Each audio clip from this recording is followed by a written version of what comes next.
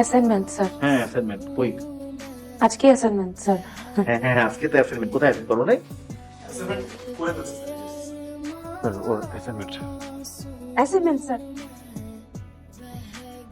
তো তোমার জি স্যার। তাহলে ওর কাছে কেন? তোমার কাছে কেন? আমার কাছে প্রতিবেশী। প্রতিবেশী স্যার। স্যার আমি এক্সপ্লেন করবো একটু। যেটা হচ্ছে যে ও আর আমি আমরা দুজন প্রতিবেশী। তো যেটা হচ্ছে যে ও মানে অ্যাসাইনমেন্টটা করে আমার বাসায় রেখে চলে আসছে। জি স্যার। কি জি স্যার, আমার বাসায় কেন রাখবা? তুমি তোমার বাসায় রাখছো, ওর বাসায় রাখছে স্যার, রেখে ভুলে চলে আসছে। আমি আজকে কেন যেন স্যার একটু দেরিতে ঘুম থেকে উঠেছি, তো আমাকে ফোন দিয়ে বলে যে তুমি কোথায় আছো, আমি তো অ্যাসাইনমেন্টটা রেখে এসেছি, তুমি কেমন এনে দিবা স্যার? ওর কথা বিশ্বাস নাই করতে পারে স্যার, কিন্তু দেখ স্যার যে ডিম পচার একদম ভাজা পাউডার গন্ধ স্যার, ওর আম্মু খাইয়ে দিচ্ছে আমাকে। এই জন্য লেট স্যার।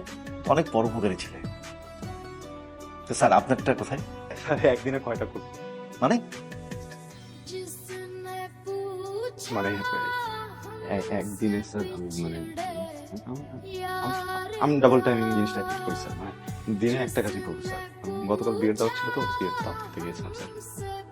অ্যাসাইনমেন্ট আর করা হয়নি স্যার, করে ফেলবো স্যার। আজকে কোনো কাজে বাসে গিয়ে করে কাল। কি নাম তোমার? স্যার মাসি।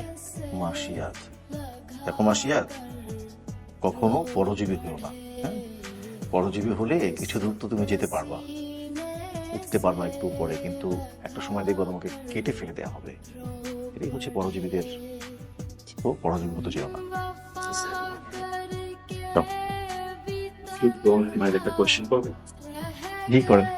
স্যার, যেরকম একটা সিচুয়েশন আমি দাঁড়িয়ে আছি, এরকম সিচুয়েশন আসলে আমার কি করা উচিত? এখানে বসা উচিত নাকি বেড যাওয়া উচিত?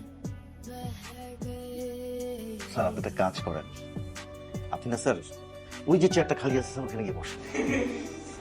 আর মজা করছিলাম আসলে স্যার। আউট!